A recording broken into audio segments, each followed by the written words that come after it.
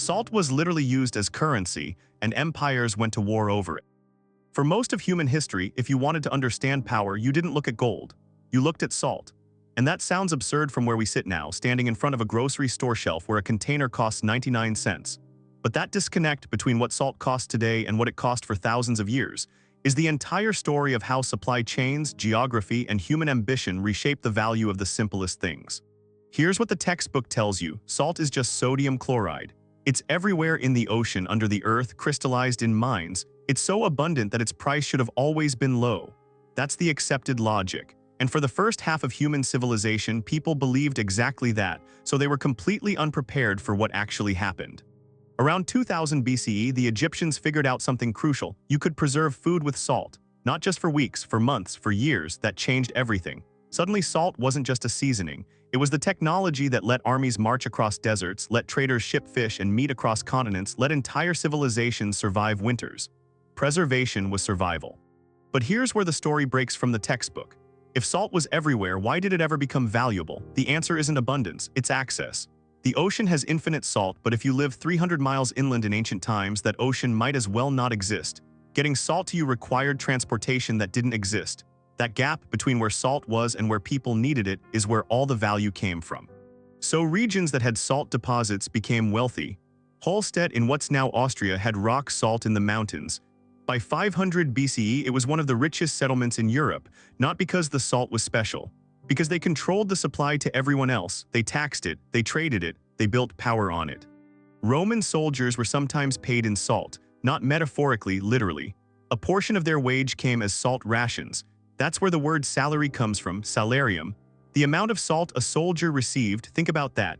Your paycheck is named after salt because salt was valuable enough to be currency.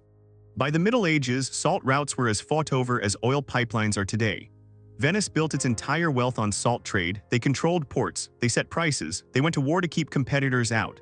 The Venetian salt monopoly lasted centuries, wars were fought, cities fell, all because of a mineral that costs less than $1 today.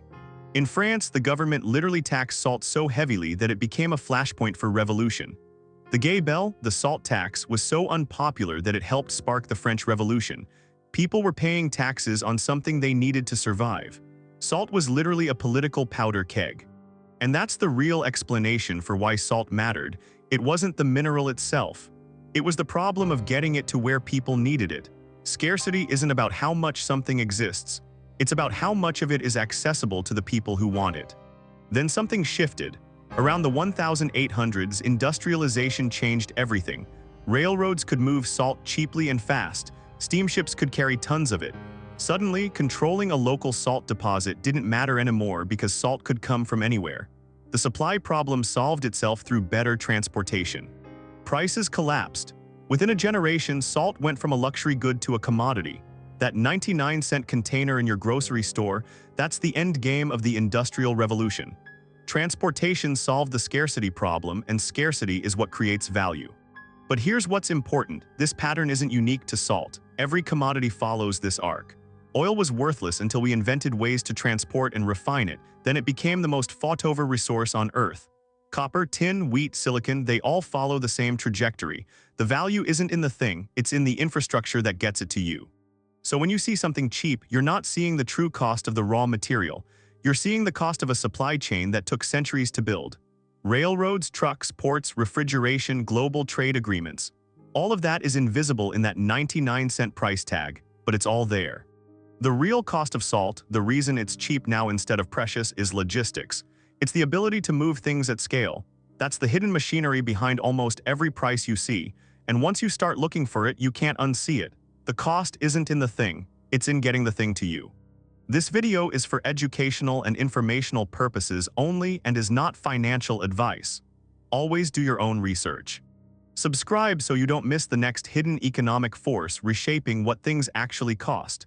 This video is for educational and informational purposes only and is not financial advice. Always do your own research.